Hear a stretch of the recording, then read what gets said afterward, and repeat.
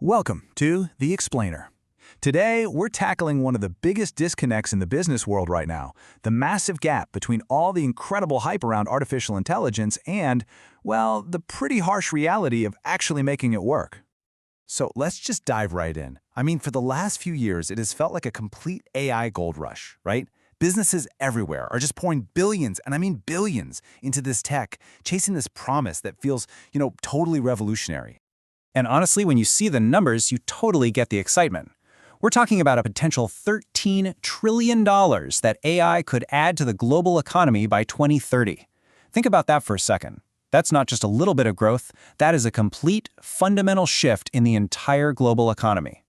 And look, this hype, it's all fueled by these incredible promises, right?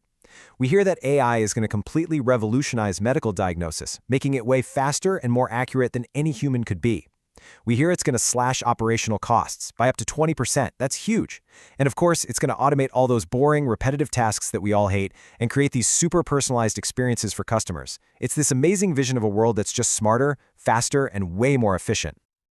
Okay, but with all this money, all this energy, and frankly, all this hope being poured into AI, you've got to ask, a really critical question is starting to pop up in boardrooms all over the world. Is all this investment, is it actually paying off? Are companies really seeing a tangible return on these massive investments? Or is it all just hype? Well, the answer, and you might want to sit down for this, comes from a big report from MIT, and it is a shocking, absolute no. Get this, a staggering 95% of corporate generative AI pilots are failing. They just aren't delivering a meaningful return. They're not scaling, they're not impacting the bottom line, and they're basically just stuck in the lab. And look, this isn't just a few companies hitting a little speed bump. No way. This is so common, so widespread, that the industry analysts over at Gartner actually have a name for it. They call it the trough of disillusionment. It's that classic, painful moment, It's where the peak of all the hype comes crashing down into the cold, hard reality of what it actually takes to make new tech work in the real world. So, what's the deal? What's really going on here? Why are so many of these promising projects just failing? Is it the tech itself? Is AI just not ready for prime time? Well, if you look at a Pareto analysis, which is just a fancy way of finding the few big reasons for most of the problems, the answer is really striking. The problem? It's not the AI. The top reasons these pilots are failing have almost nothing to do with the technology. They're all about strategy and people. In fact, over 80% of all failures come down to just three things: not having clear business goals, having terrible data quality, and you guessed it, failing to manage the human side of all this change. Yeah, let's just zoom in on that data point for a second, because it's a killer. Research shows that an incredible 87% of AI projects are basically dead on arrival for one reason alone: bad data. So before a single line of fancy AI code even gets written, before any model gets trained, the whole project is already doomed because the data is a mess. It's stuck in silos, it's inconsistent, it's just plain bad. And this leads us to another huge strategic mistake. It's what people are calling the build trap. You see, a lot of companies, especially the big ones in regulated industries, they have this idea that building their own AI from scratch is somehow safer or better. But the data tells a completely different story. It turns out that companies trying to do it all themselves fail twice as often as the ones who are smart about it and partner with specialized vendors who've, already figured out these really hard problems. Okay, so if that's the story for the 95% that are failing, what about the other side? What are the successful 5% doing differently? Well, it turns out they have a playbook, and that's how they're cracking the code. And here's the secret. The playbook for that successful 5%, it has nothing to do with having the most cutting-edge, fanciest algorithm. Not at all. It's all about disciplined execution. So here's what they do.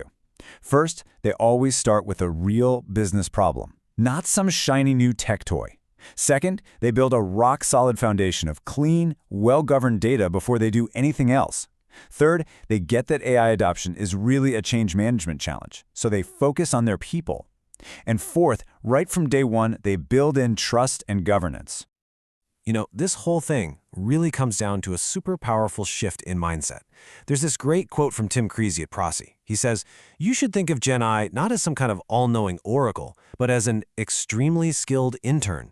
And that's brilliant, right? Because you don't go to an intern for the ultimate final answer. No, you give them tasks, you collaborate with them, you go back and forth, and together you create something valuable. It's a tool for getting work done, not a magic 8-ball. All right, so let's boil all of this down. What are the key things you really need to take away from this to make sure your company ends up in that successful 5% club? Okay, here's your action checklist. Simple as this. Number 1, focus on real, measurable problems. A lot of times, the best place to start is in the back office, with automation where the ROI is super clear. Next, you have to prioritize your data readiness. It's the foundation for everything. Seriously, it's non-negotiable. Then, treat AI adoption like a change management challenge first and a tech problem second. Partner up. Find specialized vendors who can help you double your chance of success. Start small. Use pilot projects to test things out, learn, and build some momentum. And finally, build trust into everything you do through total transparency and strong governance right from the start. Because at the end of the day, winning with AI is not a technology problem. The companies that come out on top won't be the ones with the slickest, most advanced models. They're going to be the ones who master the art of embedding this intelligence deep into the core of how their business actually runs. It's a strategy and an execution problem, pure and simple. And that leaves us with one final, kind of provocative thought to chew on. The technology, it's here. It's powerful. It's ready. So the real question isn't, is AI ready for your business? The real question is your business ready for AI? Thanks for joining us on The Explainer.